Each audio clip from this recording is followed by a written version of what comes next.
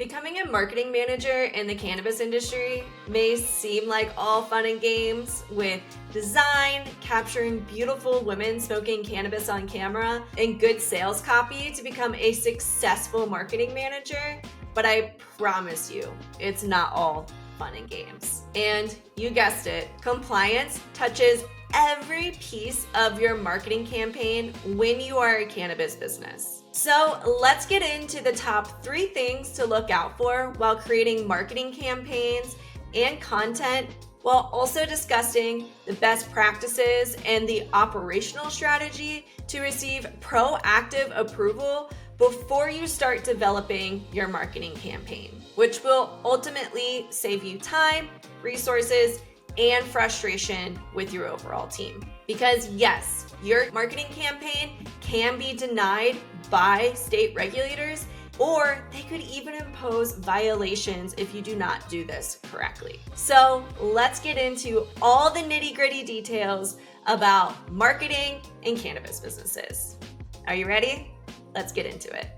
Running a marketing campaign in the cannabis industry is tough because marketing can mean product promotions, email campaigns, text message campaigns, advertisements, billboards, merchandise, and maybe even final form labels that are specific to package requirements for final sale to the customer. And each one of these elements has rules and regulations that have requirements within themselves. Before we dive into the situations you'll experience as a marketing manager in the cannabis industry, let's unpack the best practices for an operational framework so your team can move as one cohesive unit and to help move your marketing campaigns forward instead of receiving that dreaded email from your compliance manager that the campaign is not compliant. Even worse, if it came from a regulator. So first, you gotta have a point of contact who takes ownership of the approval process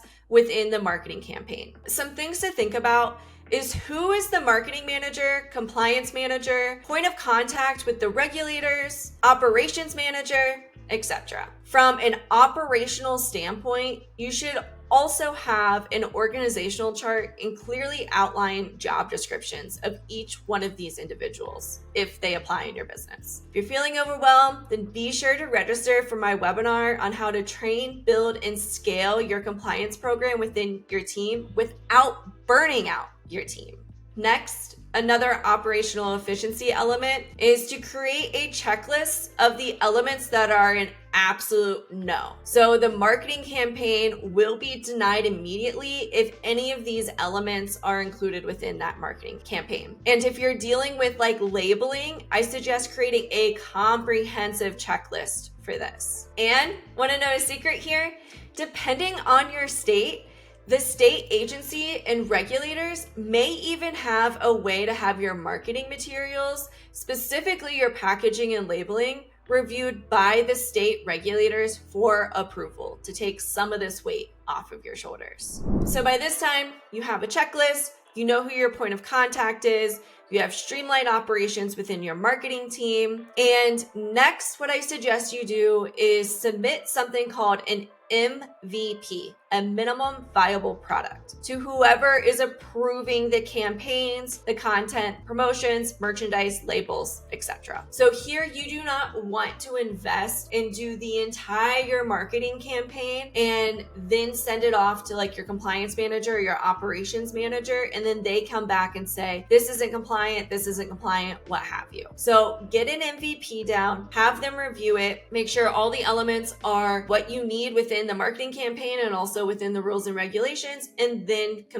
finishing that marketing campaign. So now that we're clear on what the operational strategies are for your marketing team and to streamline overall operations between compliance, operations, and marketing, let's take a look at some very specific examples of situations that you will probably run into while you're a marketing manager in the cannabis industry. So first and foremost, which this may seem obvious to some people that are in more mature markets, but no trademark violations by imitating existing brands and advertising campaigns from non-cannabis brands. Second, no piece of content, email marketing, labeling, or anything you create can be attracted to minors, which varies from state to state on how they define that. Here in Colorado, Mike Tyson's brand, he actually couldn't have his gummies, which were in the shape of an ear. They couldn't have that here in Colorado, so they had to remold and reshape their gummies because it was in a humanoid form. Some more stringent states will require any piece of advertisement or label to be approved by the state agency before it can be released to the public. And then also, another situation you might run into is if you're placing the advertisement or content somewhere, it may need to be in a designated place. Like California, who has specific rules about which highways cannabis advertisements can be placed and within which proximity to the bordering states is one element you need to look out for. So that's just another example from another state on how things can just get pretty wacky. You also need to consider your audience composition and to ensure that your target audience is more than about 71 to 75% over the age of 21. And you need to have documentation to prove that your audience is over 21 years of age. My fourth example for you, social media will always be a point of contention, from promotions to warning statements to straight up what you can display on the platform. So be very strategic on how you use social media. And if you need some tips, then be sure to schedule an initial consultation through rmcc.io, where you can contact us there and schedule an initial consultation completely free. And while we're on the tasks and talking about all the different things that could happen,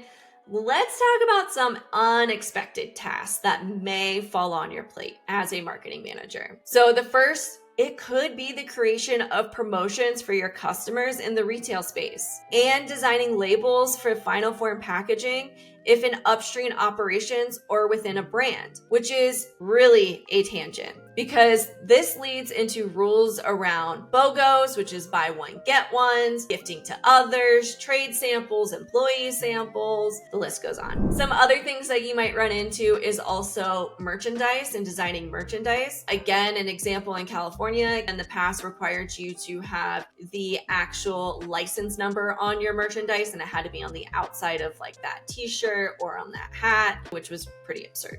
And then finally, labels in final form for retail ready units, which that is a doozy in itself. And I really highly suggest that you hire an expert such as RMCC to help ensure that your labels are compliant, because you're going to need different elements like batch number, license number, the universal THC symbol, different warning labels, and much, much more.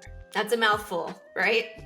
It's pretty complicated. So to help make your compliance manager's life easier and get your regulatory approval faster, because time is money, let's dive into the strategy you should implement into your cannabis business to bring a streamlined process to approve internal marketing campaigns. And again, if you need some help in streamlining your operations, just click the link below to register for my live webinar on how to build, implement, and train a custom compliance program in less than 4 months into any cannabis business. So it's absolutely paramount to work in lockstep with your organization's compliance team or operations team to ensure that anything that you are putting out into the public and into the market isn't going to cause any friction with the regulators.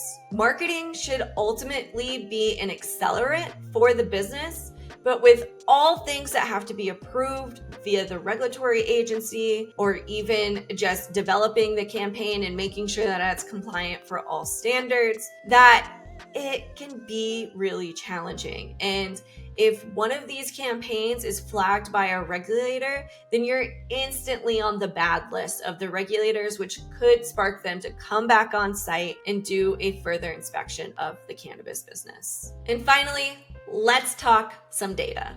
So we need data to tell how well or not so well a type of marketing campaign is performing. This can look like impressions, engagement, open rate versus click rate, retention in a video, or cost per milli, CPM, also called cost per thousand, which is just a marketing term used to denote the price of 1,000 impressions on a post. From a regulatory perspective, you will need to keep extensive marketing and advertising records for each campaign you run, including, which I mentioned earlier, that proof of age of demographic and the proof of who is viewing your content. You may also need specific disclosures within social media, and what's even more challenging is all these business records you have to maintain for years. This is not anything new in all of the mature markets. Most mature cannabis markets make sure that you need to retain your records for 3 to 7 years.